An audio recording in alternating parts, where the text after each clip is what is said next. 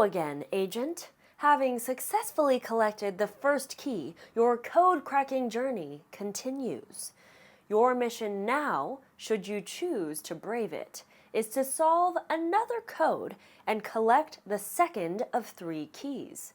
For this challenge, you will need to identify and represent 3 numbers, this time in between 50 and 100. Each number will bring you one step closer to unlocking the castle door. The second key to the castle is within your grasp if you can use what you know about place value to complete this challenge. Do you accept this mission? Using base 10 blocks to solve a code with numbers to 100? Aw, we've got this!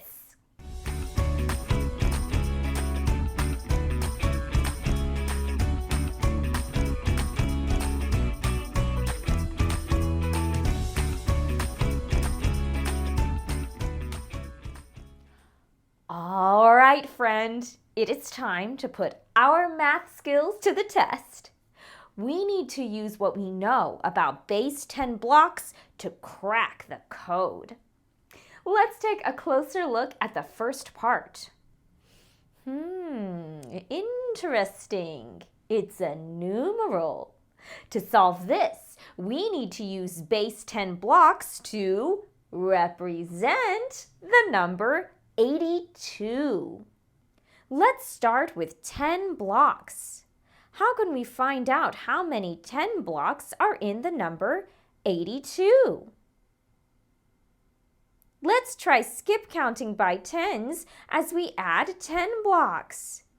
If we add one 10 block, we have 10, then 20, 30, 40, 50, 60, 70, 80.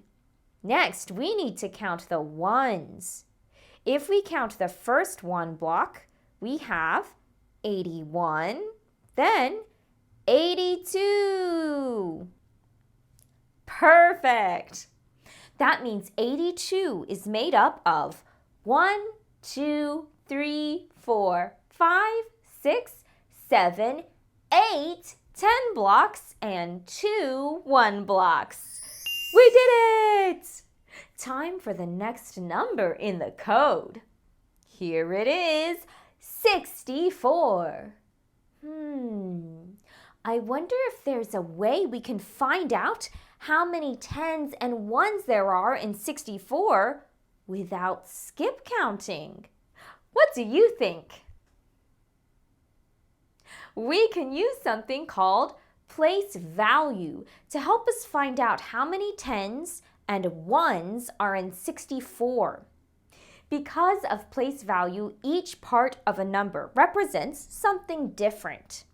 In 64, the first place in the number tells us about the tens, and the second place tells us about the ones.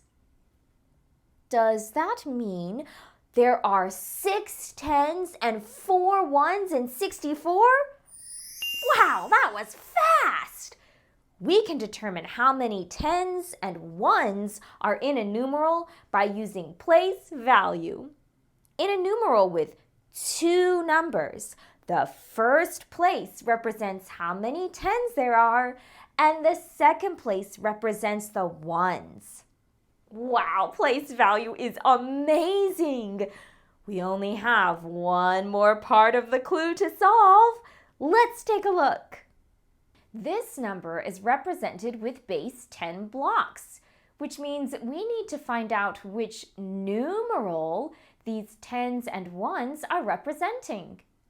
Now, we know that there's a place in this number that shows us the tens and another place that shows us the ones. That means we can count how many tens and ones there are to write this numeral. Let's try. How many tens do you count? Good, 7. And how many 1 blocks do you count? 3. Now we can move the number of tens into the tens place here, and the number of ones in the ones place here, and we have our number, 73.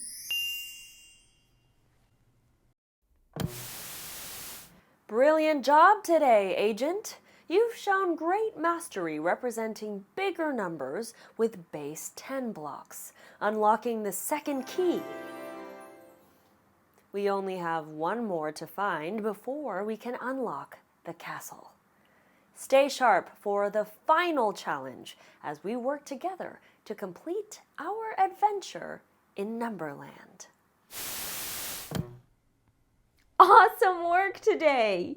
We were able to use what we know about place value to crack the second code with numbers all the way to 100. Remember, in math, we can solve any problem together. You can count on it. See you next time!